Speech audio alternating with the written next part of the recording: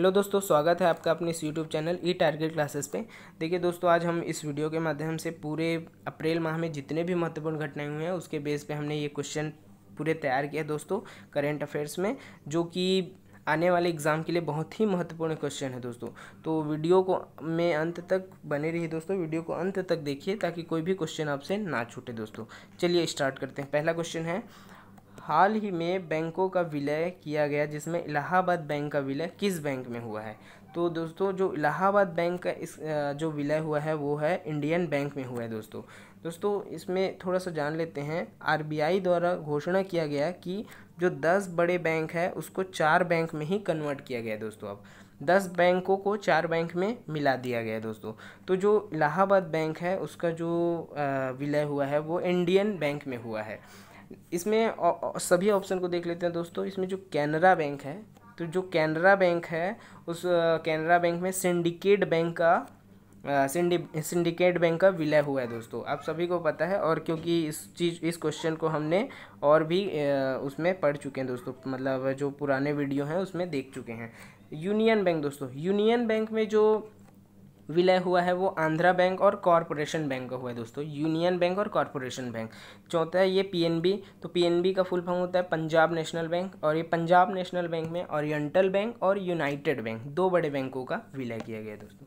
चलो ठीक है, आगे बढ़ते हैं। नेक्स्ट क्वेश्चन, भारत सरकार द्वारा अंतर्राष्ट्रीय योग दिवस 2020 का मुख्य आयोजन कहाँ किया जाएगा। तो इसका जो सही आंसर है वो है लद्दाख। एक्चुअल में दोस्तों ये लद्दाख की जो राजधानी है लद्दाख की राजधानी दोस्तों लेह, वहाँ इसका आयोजन होना है दोस्तों। तो ये जो आयोजन होना है वो 6ठे नंबर का है, 6ठे नंबर का। अब सभी को पता है दोस्तों कि 21 जून को अंतर्राष्ट्रीय योग दिवस के रूप में हम मनाते हैं। तो ये जो अभी 2020 में जो इसका आयोजन होगा वो 6ठे नंबर का आयोजन है दोस्तों। और सबसे पहला जो आयोजन हुआ था वो है 2015 में। 21 जून 2015 को पहली बार अंतर्राष्ट्रीय योग दिवस के रूप में मनाया गया था। तो इसका जो सही आंसर है वो है लेह लद्दाख। ठीक है दोस्तों, आगे बढ़ते हैं। हाल ही में 2021 में होने वाले टोक्यो ओलंपिक का आयोजन की तिथि निर्धारित किया गया है।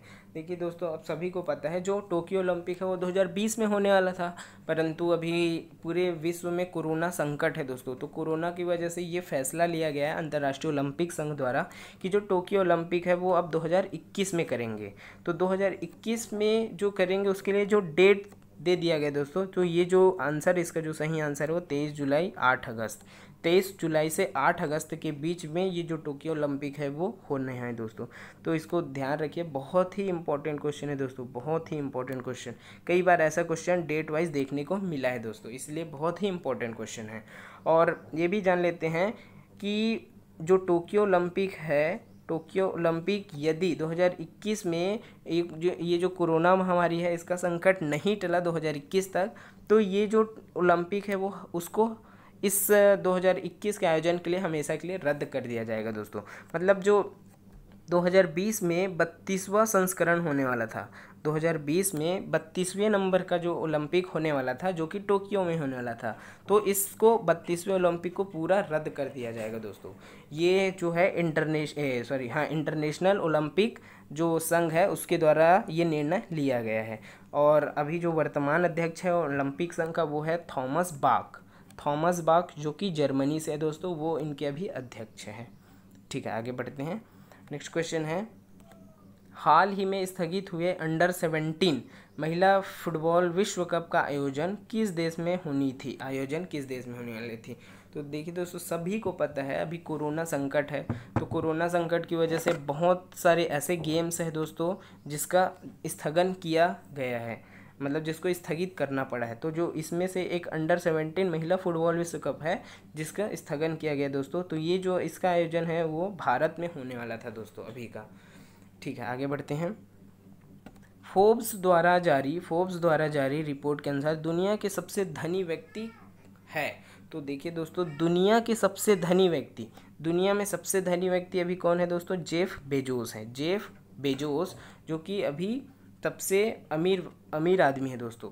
और जो हमारा मुकेश अंबानी दोस्तों, ये कहाँ से है? भारत से है।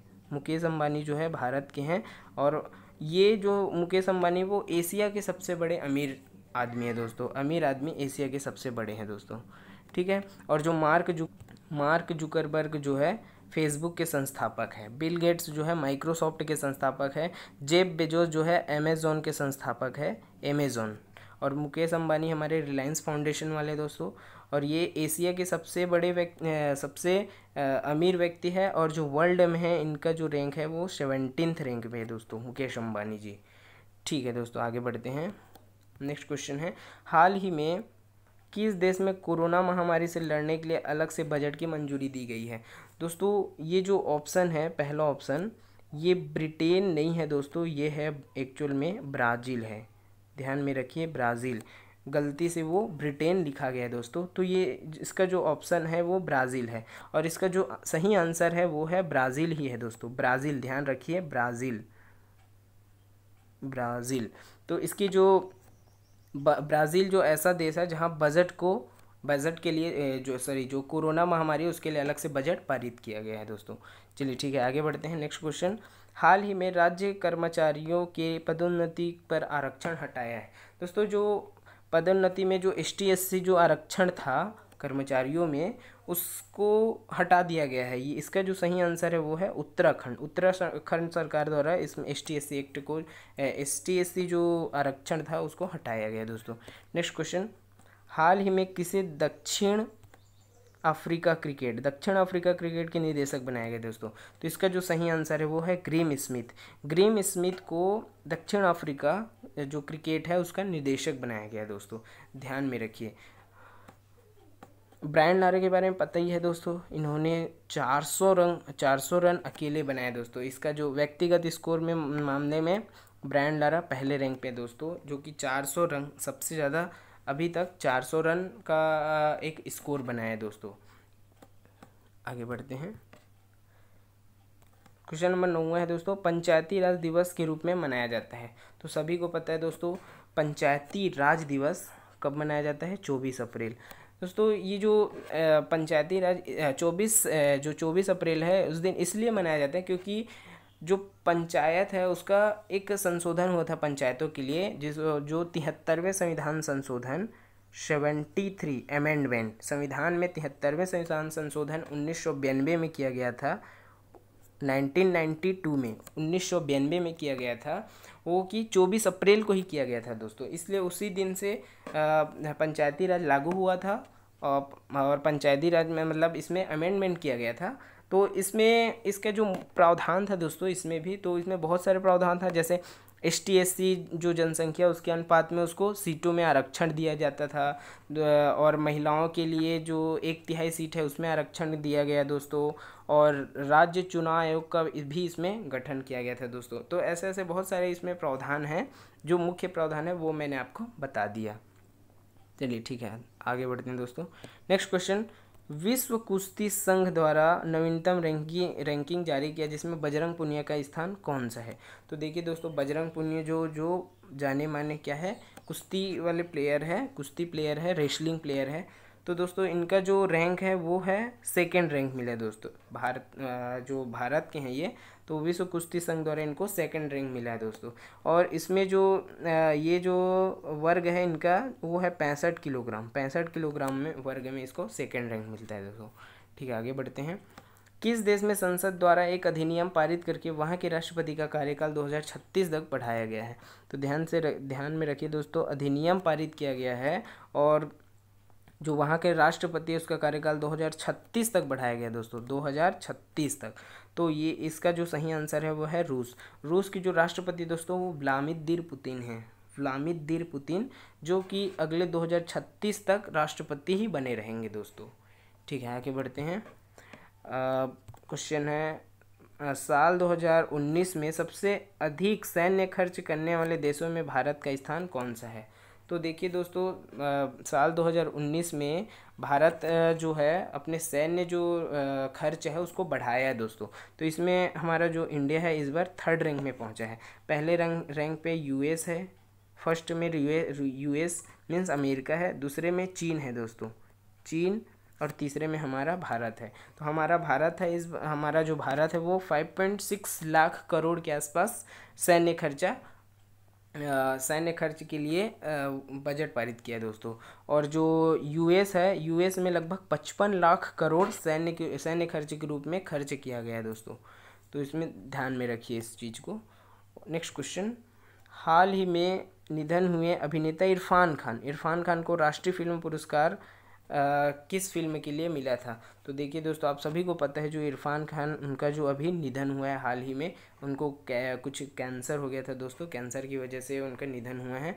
तो इनका जो सही आंसर है वो है पान सिंह तोमर में उनका जो किरदार है वो बहुत अहम रहा है दोस्तों, बहुत अहम रोल था, इसके लिए उनको राष्ट्रीय अवार्ड भी मिला था। तो ये भी बहुत महत्वपूर्ण क्वेश्चन है दोस्तों, ध्यान में रखिए। नेक्स्ट क्वेश्चन, हाल ही में निधन हुए चुन्नी गोस्वामी किस खेल से संबंधित थे? तो देखिए दोस्तों, चुन्नी गोस्वामी जो है वो जाने माने फुटबॉलर है, फुटबॉल खेल से इनसे संबंधित है। तो ये बहुत ही दिग्गज फुटबॉलर भी थे दोस्तों। इन्होंने 1962 के टाइम जो एशियन गेम्स हुआ था उस टाइम जो भारत जो देश है उनका, हमारे जो भारत देश है उनका प्रतिनिधि किया है दोस्तों।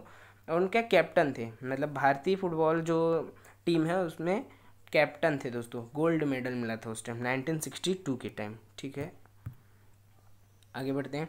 मनरेगा योजना के तहत रोजगार मुहैया कराने में कौन सा राज्य शीर्ष स्थान पर है? तो देखिए दोस्तों, मनरेगा के तहत सबसे ज़्यादा रोजगार देने के मामले में जो छत्तीसगढ़ है वो सबसे आगे है दोस्तों, फर्स्ट नंबर पे। और छत्तीसगढ़ के जो अभी वर्तमान सीएम हैं वो है भूपेश बघेल है दोस्तों, ध्यान में रखिए। भूपेश बघेल जो है जो छत्तीसगढ़ के अभी सीएम हैं दोस्तों। और पिछले क्वेश्चन में हम लोग मनरेगा से रिलेटेड एक और क्वेश्चन पढ़े थे दोस्तों, जिसमें ये दिया गया था कि जो मनरेगा के तहत केंद्र सरकार द्वारा पारिश्रमिक राशि में औसतन कितने रुपए की वृद्धि की गई थी? तो वो कितना रुपए था दोस्तों? 20 रुपए की औसतन वृद्धि की गई थी। इसको पहले वीडियो में हम देख चुके हैं। आगे क्वेश्चन देखते हैं, किस बैंक ने अमेजन एलेक्सा और गूगल असिस्टेंट पर अपनी रॉयल बैंकिंग शुरू की? तो दोस्तों, जो अमेजन एलेक्सा और गूगल असिस्टेंट, इसमें जो रॉयल बैंकिंग सेवा शुरू की वो है दोस्तों आईसीआई बैंक। इसका जो सही आंसर है वो आईसीआई बैंक है। भारत सरकार द्वारा कोरोना वायरस ट्रैकिंग हेतु कौन सा ऐप लॉन्च किया गया है? कोरोना वायरस के ट्रैकिंग के लिए कौन सा ऐप लॉन्च किया है? तो इसका जो सही आंसर है दोस्तों आरोग्य सेतु।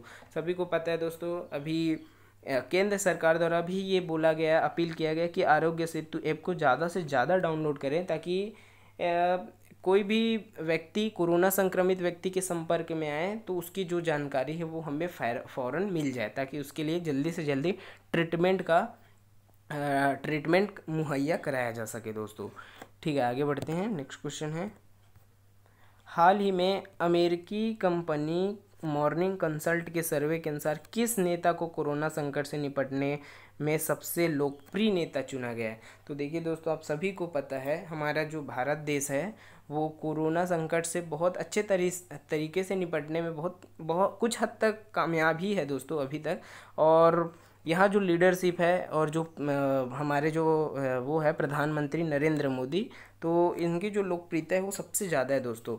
ये जो बताया गया है वो अमेरिकी कंपनी मॉर्निंग कंसल्ट का जो सर्वे है उसके द्वारा बताया गया दोस्तों। तो इसका जो सही आंसर है वो नरेंद्र मोदी, हमारे जो पीएम है हमारे भारत देश के, हमारे पीएम हैं नरेंद्र मोदी। तो ये सबसे लोकप्रिय नेता हुए। तो जो दोस्तों डोनाल्ड ट्रंप है, डोनाल्ड ट्रंप 8th रैंक पे है, 8वें नंबर पे दोस्तों, ध्यान में रखिए 8वें नंबर पे डोनाल्ड ट्रंप है दोस्तों। जो डोनाल्ड ट्रंप है वो अमेरिका में एक और सर्वे हुआ है जिसमें ये बताया गया था कि जो डोनाल्ड ट्रंप है उसके ऊपर 56% लोगों को ये लगा है कि डोनाल्ड ट्रंप हमारे कोरोना संकट से निपटने में कामयाब नहीं हुए हैं। ठीक है दोस्तों, आगे बढ़ते हैं। नेक्स्ट क्वेश्चन, एशिया के सबसे अधिक मुकदमे तय करने वाले न्यायाधीश बने?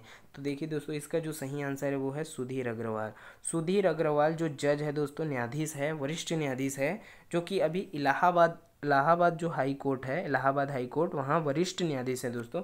तो इन्होंने जो सबसे ज़्यादा मुकदमा तय करने वाले सबसे पहले व्यक्ति बने दोस्तों, वो भी एशिया में। ध्यान में रखिए, बहुत इंपॉर्टेंट क्वेश्चन है ये भी। एशिया में सबसे अधिक मुकदमे तय करने वाले न्यायाधीश बने दोस्तों। और अब आप सभी को पता होगा जो इलाहाबाद है, इलाहाबाद जो वो है, क्या बोलते हैं, शहर है, उसका नाम चेंज किया गया था। तो इलाहाबाद का नाम क्या किया गया दोस्तों? प्रयागराज। ध्यान में रखिए, प्रयागराज। अब इलाहाबाद को प्रयागराज के नाम से जाना जाता है, वहाँ की गवर्नमेंट द्वारा इसका नामकरण किया गया है। नेक्स्ट क्वेश्चन है, हाल ही में संयुक्त राष्ट्र में भारत का स्थायी प्रतिनिधि नियुक्त किया गया। बहुत ही महत्वपूर्ण क्वेश्चन है दोस्तों, ये भी स्थायी प्रतिनिधि नियुक्त किया है। तो इसका जो सही आंसर है टी.एस. त्रिमूर्ति है। टी.एस. त्रिमूर्ति है दोस्तों, जो कि अभी भारत का स्थायी प्रतिनिधि संयुक्त राष्ट्र में नियुक्त किया गया है दोस्तों। इनसे पहले कौन थे? सैयद अकबरुद्दीन थे।